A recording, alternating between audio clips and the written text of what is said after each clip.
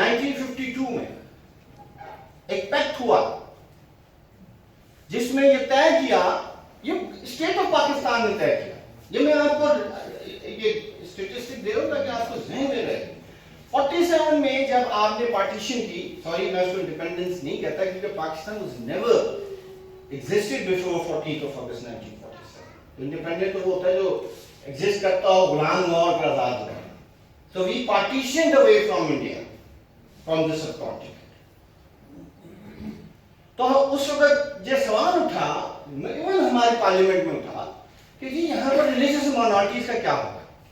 تو ہم نے ایک گارنٹی کی، اسٹیٹ ایڈریس میں قائد اعظم نے کہا کہ جی ہمیں آپ کے ریلیجیس ہونے سے کوئی رابطہ نہیں، بات کرنی ہے، آپ جس مرضی ورشپ پلیس پر جائیں، ریاست کا سے کوئی تعلق نہیں۔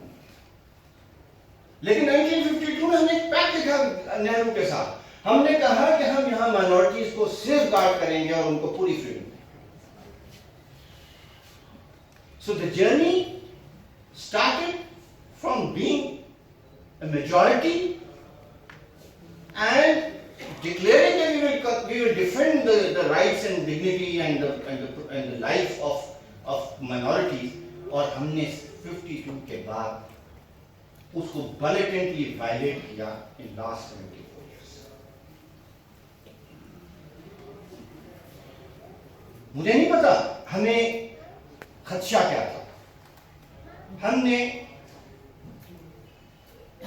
اسلامی تعلیمات شروع کر دی، اچھی بات، آپ پڑھائیں، مذہب بھی پڑھائیں، کلچر بھی پڑھائیں، لیکن خطرہ وہاں آیا جب آپ نے اس مذہبی تعلیم کے اندر تکفیری سوچ ڈال دی۔ ابھی تکفیری سوچ کیا ہے؟ تکفیری سوچ یہ ہے کہ جی آپ پائس ہیں،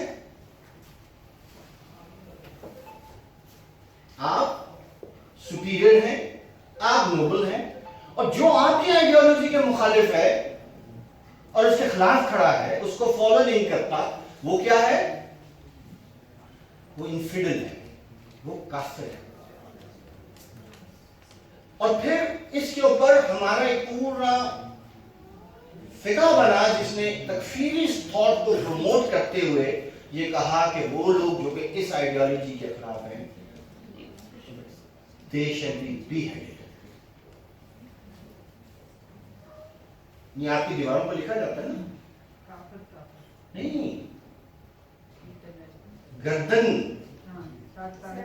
سردن سے جدا، this was a تکفیری thought۔ اور یہ کہاں سے آپ کی ریلیجیس تعلیم میں اس کا وہ ہوا، اس کی مداخلت ہوئی؟ جب آپ نے یہاں پر کیپٹلسٹوں کے سو کال دشمن کمیونسٹوں کو ماننے کا ٹھیکہ لیا، تو آپ کو جو بس پیسہ آ رہا تھا وہ وہاں سے آ رہا تھا جو اس آئیڈیالوجی کے پروموٹر تھے۔ سو 80 کی دہائی میں ہم نے پورا یو ٹرن لیا اور ہم نے ایک فلسفہ قتال، فلسفہ جہاد، فلسفہ تکفیری، ہم نے اپنے تمام کتب سوشل پولیٹیکل ڈسکورس کا حصہ بنا۔ تو جو بنیادی پرنسپل سے ٹالرنس کے، respect to diversity, respect to plurality, coexistence, دوسروں کے کلچر اور ریلیجن کو اسپیس دینے کی، وہ ہم نے مار دی۔ یہ کتابیں ابھی آج میں ایسی چل اٹھا رہا ہوں، کتنے لوگ ہر سال مارے جاتے ہیں مذہب فرقے کے نام، تھانوں کے اندر، لاک اپس کے اندر سے نکال کر قتل کیے جاتے ہیں، گھروں کو جلایا جاتا ہے، پروفیسرز کو ان کے دفتر میں اسٹوڈنٹ جا کر مار دیتے ہیں کہ وہ ہمارے لباس کے اوپر اعتراض کرتے ہیں۔ اس کتاب میں ایک اور لکھی ہے کہ ایک شاطن کو ایس ایچ او نے اپنے تھانے کے اندر قتل کر دیا، کسی مذہبی جنونی نے نہیں مارا، ایک تھانے کے ایس ایچ او نے اپنے لاک اپ کے اندر اس کو مارا، اور اس نے کہا کہ میں نے آج، اب یہ کیا ہے؟ ہم آج بھی 1985 کے ضیاء کے کانسٹیٹیوشن کے تحت گورن، ہم 1973 کے کانسٹیٹیوشن پر گورن نہیں ہوتے. ہم کس پر گورن ہو رہے ہیں آج کل؟ یہ عبداللہ بیٹھے ہیں، بتائیں گے مجھے. ہمارے سارے آئین کی شکل روح ہم نے بدل دی 1985 کے اندر، جب ہم نے اس کا پورا کریکٹر ایک اسلامی بنا دیا، اور ہم نے ڈکلیئر کر دیا کہ آج کے بعد یہ ریاست بھی اسلامی ہے، ریلیجس. اور جب ہم یہ ڈکلیئر کر رہے تھے تو ہم نے یہ طے نہیں کیا کہ جس مذہب کو اب ہم ریاست کا مذہب بنا رہے ہیں، اس کی انٹرپریٹیشن کون کرے گا، اس کو ڈیفائن کون کرے گا، کون طے کرے گا کہ یہ حنفی ریاست ہے یا شافعی ہے یا حنبلی ہے یا مالکی ہے یا یہ کیا ہے، دیوبندی ہے یا بریلوی ہے، یہ کون سی ریاست ہے، کس کے فقہ کے تحت چلائی جائے؟ آج جو یہاں پر سیکٹیرین فساد ہے وہ اسی وجہ سے ہے کہ ہر کوئی چاہتا ہے کہ اس ریاست کی مذہبی آئیڈیالوجی کو وہ کنٹرول. تو ہم نے بنیاد رکھی ایک انٹالرنٹ ایکسٹریمسٹ سوسائٹی. میں بڑی معذرت کے ساتھ یہ بات کہہ رہا ہوں، میرے بڑے اچھے اسپیکرز بیٹھے ہیں، مجھ سے بہتر بات کریں گے. ہمارے ملک کا مسئلہ مذہبی انٹالرنس نہیں ہے، ہمارے ملک کا مسئلہ ایکسٹریمزم. ہم نے ایسی نسل کریٹ کی ہے جو انتہا پسندی تک جاتی ہے. وہ مرد اور عورت کے رشتے میں بھی انتہا پسندی پر جاتی ہے، وہ ایک بچے اور باپ والدین کے رشتے میں بھی ایکسٹریمزم پر جاتی ہے، وہ ایک مالک اور نوکر کے رشتے میں بھی ایکسٹریمزم پر جاتی ہے، وہ اپنے دیگر قوموں کے حوالے سے بھی ایکسٹریمزم پر جاتی ہے. ہم لاجک آرگومنٹس پر بلیو نہیں کرتے.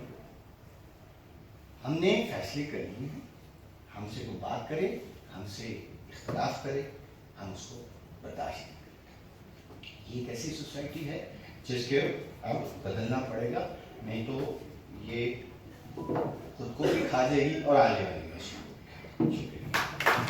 عرفان مفتی صاحب نے مہاتما گاندھی کا ذکر کیا، تو ہمارے یہاں بھی ایک گاندھی تھے جنہیں سرحدی گاندھی کہتے ہیں، باچا خان صاحب. اور باچا خان کو جتنی دیر وہ زندہ رہے ان کی پرسیکیوشن ہوئی، کیونکہ وہ نان وائلنس کی بات کرتے تھے، اور گاندھی سے، مہاتما گاندھی سے ان کی دوستی اور انسپریشن تھی. ہمارے ملک میں لوگ انٹالرنٹ نہیں ہیں. پارٹیشن سے پہلے بھی انٹالرنس یہ نہیں تھا، لیول نہیں تھا. یہ اسٹیٹ ہے جس نے، ہماری جو ریاست ہے اس نے اپنا ایک نیریٹو بنایا کہ لوگ آپس میں لڑیں، ایک دوسرے کو مذہب کی بنیاد پہ ماریں، اور ان کا دھیان ایک دوسرے میں لگائے رکھیں، اور ہم نے جو کچھ کرنا ہے وہ کرتے رہیں. تو ہمیں ریاست کے اس کھیل کو سمجھنے کی ضرورت ہے. میں مسلمان ہونے کی وجہ سے اس لیے بھی شرمندہ ہوں کہ یہ ہماری جو نان مسلم ہیں وہ دن بدن ان کا نمبر ہر سینسز میں پہلے سے کم ہوتا جا رہا ہے. کبھی وہ 21% تھے، پھر وہ 16% ہوئے، پھر وہ 10% ہوئے، اور اب وہ 5 یا 6% ہیں. تو یہ ہمارے جو ہماری جو میجورٹی پاکستان ہے، ہم دنیا میں فلسطین میں، کشمیر میں مسلمان مائنورٹیز کے اوپر ظلم ہوتا ہے، ہم سڑکوں پہ آ جاتے ہیں. لیکن اپنے ملک میں جو کچھ ہم لوگ کر رہے ہیں، اور یہاں پہ بیٹھے ہوئے میرے جو کرسچن کمیونٹی کے جو دوست ہیں ان کی اطلاع کے لیے کہ پاکستان میں مسلمانوں نے اپنے ہی ایک سیکٹ کو جو شیعہ ہیں ان کی بڑی سلاٹرنگ کی ہے، آئے دن ہو رہی ہے. آپ سنتے ہوں گے کوئٹہ میں ہزاراس کی کلنگ جو ہے وہ شیعہ کمیونٹی، اتنے زیادہ لوگوں کو ٹارگٹ کر کے مارا جاتا ہے. جن لوگوں نے ہمیں ریڈیکلائز کیا، جن کے پیسوں سے ہم نے گلی گلی اور محلے محلے مدرسے بنا کے لوگوں کے اندر نفرت پھیلائی، اب وہاں پہ وہ خود لوگ وہ اپنا پاس چھوڑ کے آگے بڑھ رہے ہیں. वहाँ ओपरा हाउसेस बन रहे हैं, तो हमें अपने मुस्तकबिल के बारे में सोचना चाहिए कि हमें रेडिकलाइज करने के लिए पैसे मिले हैं, लेकिन डी रेडिकलाइजेशन के लिए हमें खुद ही एफर्ट करनी है और हमें इस मुल्क को बेहतरी की तरफ लेके जाना है। बहुत शुक्रिया। अच्छा, 75 सालों में बड़े बड़े विलन आए हैं, बड़े बड़े, लेकिन मुफ्ती साहब भी हैं, आपा भी हैं, सब भट्टी साहब तशरीफ फरमा हैं, जितने दोस्त हैं, खुद सैमसन सलामत भी। पाकिस्तान के 75 सालों में जो एक विलन निकालना हो ना, उसका नाम जनरल ज़िया है। एक विलन जिसने इंतहा पसंदी का यहाँ पे पौधा और बीज बोया, और पहले उसने मजहबी इंतहा पसंदी की आबियारी की। पाकिस्तान के पहले मुंतखब वजीर आजम को, जो कि कायदे अवाम था, उसे फांसी देने के लिए सुप्रीम कोर्ट के जजों को यहां तक कहना पड़ा कि ये मुसलमान नहीं है। और जिस तरह से शहीद जुल्फ़िकार अली भुट्टो के बारे में कहा गया और लिखा गया हुआ, वो तारीख का एक हिस्सा है। अच्छा, उसके बाद ये जो इंतहा पसंदी को अरूज मिलता गया, हमारी सोसाइटी इंटॉलरेंट होती गई। आज भी हैरानगी होती है, आप 60s और 70s का पीटीवी देखें तो बड़ा खूबसूरत है, क्या कमाल। आज भी नहीं आप इतने रोशन ख्याल और खूबसूरत बातें कर सकते। आज भी रेशमा और परवेज मेहंदी का गोरिये मैं जाना परदेस। आज आपके पास कोई चीज नहीं है, आज आपके पास कोई कल्चर नहीं है, आज आपके पास कोई सकाफत नहीं है, आज आपकी कोई जुबान नहीं है। मुझे इख्तलाफ है जो कहते हैं कि पाकिस्तान की कौमी जुबान उर्दू है। चंद सालों से पाकिस्तान की कौमी जुबान बदजुबानी हो चुकी है, गालम गलोच हो चुकी है, और हम में से कोई उठता ही नहीं, ना किसी मजहब का पैरोकार और ना कोई दानिश्वर। अब ये इंतहा पसंदी जनाब किसने खत्म करनी है? कौन उठेगा? कोई नबी और पैगंबर नहीं आएंगे, या बाप भी को उठना है, मसला भी आप ही का है, तो आप उठते क्यों नहीं, इसका सवाल है। अच्छा, इसने किया क्या है? मजहबी इंतहा पसंदी से होती होती अब ये बात यहां तक आ गई है कि अब ये सियासी इंतहा पसंदी अपने अरूज पे है, और हमने अपनी जिंदगी में इतनी इंतहा पसंदी नहीं देखी। मैं जब से पैदा हुआ हूँ सियासत देख रहा हूँ, मैंने अपने वालिद को सियासत करते हुए देखा है। हमने गिरफ्तारियां भी देखी हैं, मैंने खुद भी जेल काटी है, खुद भी गिरफ्तारी देखी है। सियासी मुखालिफीन हुआ करते थे, कभी सियासी दुश्मन नहीं हुआ करते थे। ये नहीं होता था कि आपने एक दूसरे से कलाम नहीं करना, एक दूसरे से अफसोस का इजहार नहीं करना, ये दुश्मनियां। अब ये जो इनटॉलरेंस आपके मजहबी से, और मैं आपको एक बात बता दूं, मजहबी इनटॉलरेंस से ज्यादा खतरनाक पॉलिटिकल इनटॉलरेंस है। क्योंकि मजहब कहीं ना कहीं, कोई भी मजहब हो, मैं फिर इस पर जोर दूंगा, कोई भी मजहब हो, वो अपने आप को सच साबित करने के लिए दूसरे को झूठा साबित करना लाजिम हो जाता है। ये जरूरत हो जाती है, ये जरूरत हो जाती है। उधर इंटॉलरेंस आएगी, वहां पे तो सिर्फ इंसान ही टॉलरेंट हो सकते हैं, अदरवाइज तो कोई नहीं हो सकता। लेकिन पॉलिटिक्स किस लिए होती है? कि समाज के अंदर इंटॉलरेंस को रोके। समाज में इंटॉलरेंस वो मजहबी है, वो मुआशी है। इंटॉलरेंस को रोकने के लिए सियासत होती है, ये सियासत का काम है। लेकिन पाकिस्तान की बदकिस्मती देखें कि यहाँ पे अदम बर्दाश्त सियासी माहौल के जरिए हमें तबाही के दहाने पे खड़ा कर दिया गया है।